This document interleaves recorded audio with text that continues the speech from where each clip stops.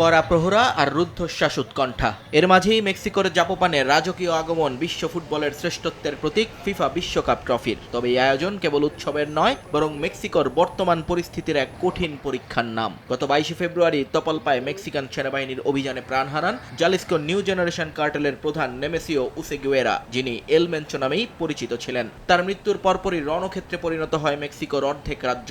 রাজপথে জলে গাড়ি, বন্ধ হয়ে যায় মহাসড়ক। এমনকি বিশ্বকাপের ভেন্যু গুয়াদালজারা শহরও গত রোববার রূপ নিয়েছিল এক ভুতুরে নগরীতে।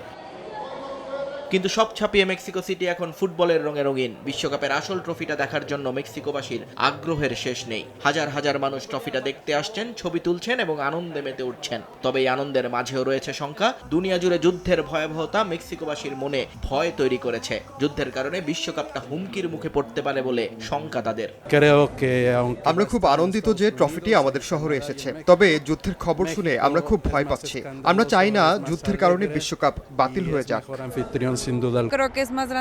শহরে কিছুটা উত্তেজনা ছিল সত্য, কিন্তু এখন পরিস্থিতি নিয়ন্ত্রণে। আমরা বিশ্বাস করি মেক্সিকো বিশ্বকে একটি নিরাপদ ও সুন্দর বিশ্বকাপ উপহার দিতে পারবে। সহিংসতার যুদ্ধ থামিয়ে পৃথিবীর বুকে শান্তির বার্তা পৌঁছে দিতে চান মেক্সিকানরা। ট্রফি দেখতে এসে অতীতের বিভিন্ন বিশ্বকাপের স্মৃতিচিহ্ন দেখে রোমাঞ্চিত তারা। তাদের বিশ্বাস 2026 বিশ্বকাপে নিরাপত্তার কোনো ঘাটতি থাকবে না মেক্সিকোতে। মেক্সিকো এখন শান্তিতে আছে। আমরা ফিফা এবং জালিস্কো সরকারকে ধন্যবাদ জানাই তাদের সমন্বয়ের জন্য। আমরা বিশ্বকাপের জন্য পুরোপুরি প্রস্তুত। কিছু সমস্যা ছিল, কিন্তু এখন সব আমাদের নিয়ন্ত্রণে।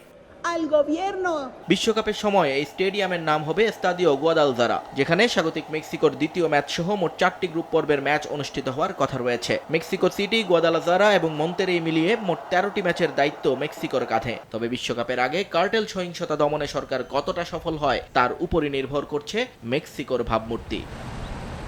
নিয়ন মুহাইমিন, সময় সংবাদ।